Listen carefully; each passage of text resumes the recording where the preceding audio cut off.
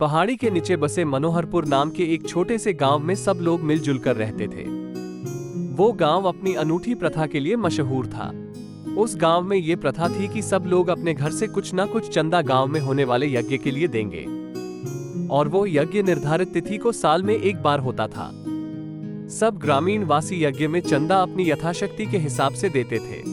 चंदा के राशि की संग्रहण की जिम्मेदारी किशन नाम के नव युवक पर थी, जो गांव में अपनी विनम्रता और ईमानदारी के लिए मशहूर था। वैसे भी किशन धार्मिक कार्यों में बढ़ चढ़ के भाग लेता था। गांव के लोगों का भी किशन पर पूरा भरोसा रहता था। उसी गांव में रंगा और बिल्ला भी रहते थे, जो अपनी तथाकथित चोरी और अजीब हरकतों के लिए विख्यात थे। वो किशन की ईमानदारी और उसके प्रति गांव वालों के प्रेम से बहुत चिढ़ते थे। एक दिन जब किशन रात में अपने घर में सो रहा था तो उसके घर से चंदा वाले सारे रुपए चोरी हो गए। वो सुबह जगा तो हक्का बक्का रह गया। रंगा और बिल्ला तो सबको जाके बोल रहे, अरे भाई देखो, किसान ने सारे पैसे गबन कर दिया। कितना मेहनत से हम गांव वालों ने चंदा दिया था, सबका पैसा चुरा लिया इसने। देखो भाई देखो। को अपना सफाई दिए जा रहा था। उसकी बात सुनने को कोई तैयार नहीं था। मैंने पैसे चोरी नहीं किए, मेरे घर से पैसे चुराए गए। सबने मिलकर फैसला किया कि किशन ने बहुत बड़ा पाप किया है। उसने गांव के लोगों के साथ धोखा किया है, इसलिए उसको गांव छोड़कर जाना पड़ेगा। किशन को अब कहने के लिए कुछ बचा भी नहीं था, क्योंकि कोई सुनने के लिए तैयार नहीं था। वो चुपचाप गांव छोड़कर चला जाता है। अच्छा हो गया, किसान चला गया। अब हम लोग मजे से गांव वालों को चूना लगाते रहेंगे। गांव वाले भी नहीं समझ पाए कि चोरी रंगा और बिल्ला ने ही की है। उधर किशन अपने माथे पे लगे कलंक को मिटाने के लिए प्रतिज्ञा करता है कि वो अब इस नदी के किनारे तपस्या करेगा, और जब तक उसे सत्य का ज्ञान न हो जाए वो अपनी तपस्या नहीं तोड़ेगा। कुछ समय बाद किशन वहां पे एक तपस्वी किशनराज के नाम से मशहूर हो जाता है। दूर दूर से लोग किशन से शिक्षा और ज्ञान की बातें सीखने आते थे। किशन की ज्ञान की गूढ़ता और रहस्यमयी बातों से सभी लोग प्रभावित होते थे। उधर मनोहरपुर गांव में फिर से एक घटना घट जाती है, और इस बार की तो घटना गांव को हिला के रख देती है।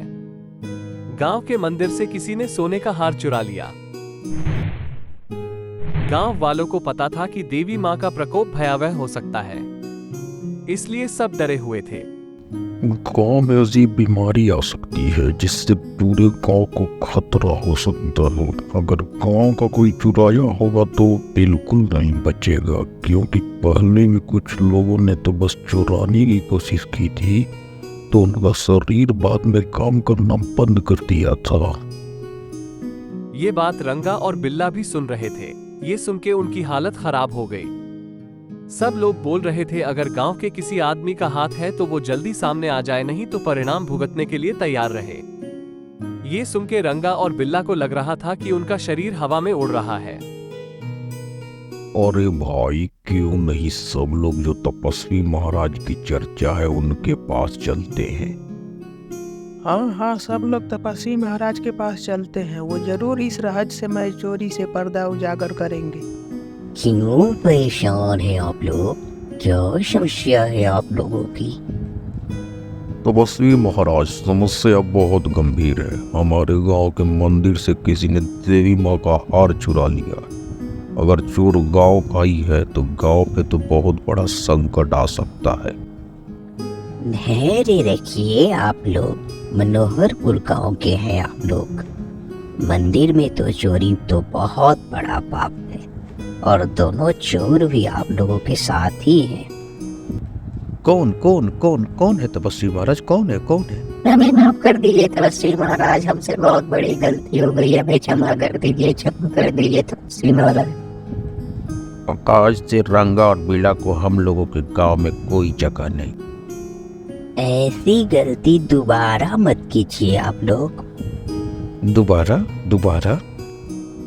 हाँ, एक गलती की थी आप लोगों ने, जो एक किशन नाम के युवक को आप लोगों ने चोर समझ के गांव से बाहर निकाल दिया था। आप कैसे जानते हैं महाराज? वो किशन जिसको आप लोगों ने गांव से बाहर निकाला था वो मैं ही हूँ, और वो चोरी भी रंगा और बिल्ला ने ही की थी। हम लोगों को माफ कर दीजिए किशन महाराज, हम लोगों से बहुत बड़ी भूल हो गई थी। आप ही बताइए इस लोगों को क्या सजा दिया जाए। रंगा और विला आज से मंदिर की रखवाली करेंगे और सुबह शाम मंदिर की सीढ़ियाँ और आसपास की जगह को साफ रखने की भी जिम्मेदारी इनकी ही रहेगी। रंगा और विला, क्या तुम्हें मंजूर है? हाँ महाराज, हम पूरे मन से ये काम करेंगे महाराज, पूरे मन से ये काम करेंगे।